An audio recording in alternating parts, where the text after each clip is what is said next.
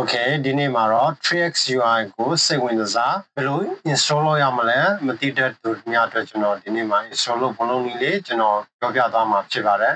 ဆိုတော့ကျွန်တော်တို့အရင်ဦးဆုံးကျွန်တော်တို့server ထဲမှာဝင်ရပါပေါ့နော်ဆိုတော့ကျွန်တော်လောလောဆယ်ဝေထားတာတော့ D0 Shin ကိုကျွန်တော်ဝင်ပါမယ်ဆိုတော့ 3x UI ကဘယ်လိုလုပ်လဲဆိုတော့သူကဒီလိုပေါ့နော် Linux base ဆိုတော့ Linux ကိုကျွန်တော်တို့အရင်ဆုံးဝင်ရမှာဖြစ်ပါတယ်ကျွန်တော်ကကျတော့ဒီ DG Ocean ထဲကနေ server ဝေထားတာပေါ့နော်ဆိုတော့ brother တို့ကကျတော့ server ပဲဖြစ်ဖြစ်ကျွန်တော်တို့ဒီ console တွေကိုကျွန်တော်တို့ဝင်ရမှာဖြစ်ပါတယ်ဆိုတော့ကျွန်တော်ဒီဝေထားတဲ့ကျွန်တော်ရဲ့ server လေးပါဒီ 3x UI တင်ဖို့အတွက်ကျွန်တော်တို့ web console တွေကိုကျွန်တော်တို့သွားဖို့လိုပါတယ်ဆိုတော့ဒီ server တစ်ခုနဲ့တစ်ခုကတော့ခြားသွားလိမ့်မယ်ပေါ့နော်ကျွန်တော်ကကျတော့ DG Ocean ကိုကျွန်တော်သုံးပါတယ်ဆိုတော့ဒီကျွန်တော် server ချိန်ပြီးပြီဆိုတော့ 3x UI ကိုကျွန်တော်တို့ရှာမှာပါ 3x UI GitHub လို့ရှာလို့ရပါတယ်ဒီမှာပေါ့နော်ဒါလေးကိုအရင်ဆုံးပေါ်တဲ့ဟာကိုကျွန်တော်တို့နှိပ်လိုက်ပါပြီးရင်အောက်ဆုံးလေးမှာသွားပြီးတော့ဒီမှာ quick start ဆိုတဲ့ဟာလေးကိုကျွန်တော်တို့ copy ယူလိုက်ပေါ့နော်ဒါကျွန်တော်တို့ Linux command လေးပေါ့နော်ဒါကို copy ယူရမှာယူပြီးတော့ကျွန်တော်တို့ဆွမ်းနာ server တွေကိုချိန်သွားတဲ့နေရာမှာသွားမယ်ပြီးရင်ဒီမှာ paste လုပ်ရမယ်ဆိုတော့သူက run နေပြီပေါ့နော်စပြီးတော့ 3x UI ကို install လုပ်နေပြီဖြစ်ပါတယ်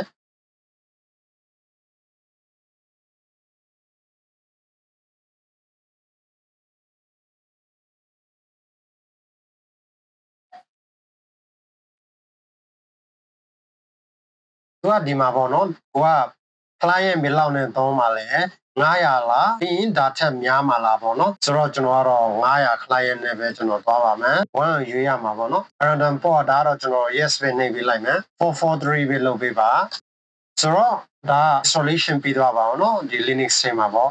ဆိုတော့ကျွန်တော်တို့ဘယ်မှာသွားဝင်ရမလဲဆိုတော့ဒီ port ရဲ့ဒီ IP ပေါ့နော်ဒါတော့သူကတောင်းတယ်ပေါ့ထပ်ပြီးတော့တောင်းတယ်ကျွန်တော်တို့ default ပဲဆိုတော့2ပဲနှိပ်ပေးလိုက်ပါ IPv6 လဲ skip လုပ်လိုက်ပါရတယ်နော်ဘာမှမဖြစ်ဘူး default ကို A0 ပဲနှိပ်ပေးလိုက်ပါ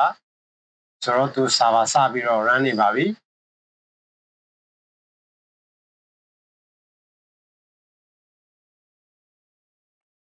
Okay ဒီလိုဆိုတော့ကျွန်တော်တို့ပြီးသွားပြီပေါ့နော်ဆိုတော့ဒီနေရာမှာအဓိကကျွန်တော်တို့ယူရမှာကျတော့ web base ကပေါ့နော်ဒီမှာပါပြီးတော့ဒါကို copy ယူလိုက်ပါဆိုတော့အဲ့ဒါယူပြီးရင်ကျွန်တော်တို့ဒီ Chrome browser ထဲမှာ paste လုပ်လိုက်ပါ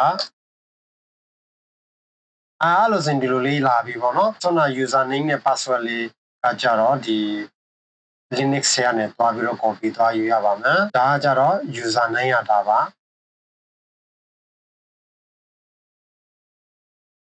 ပြန်မယ်ပြီးရင် password ကကြတော့ဒီလိုဒီမှာပါ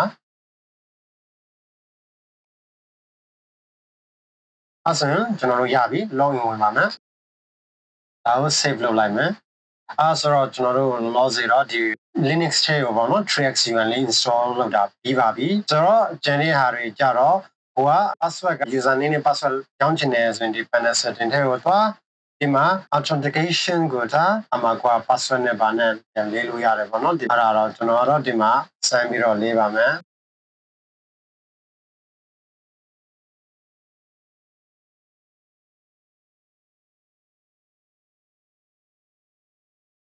အဲ့ဆိုရင်ပြီးသွားပါပြီ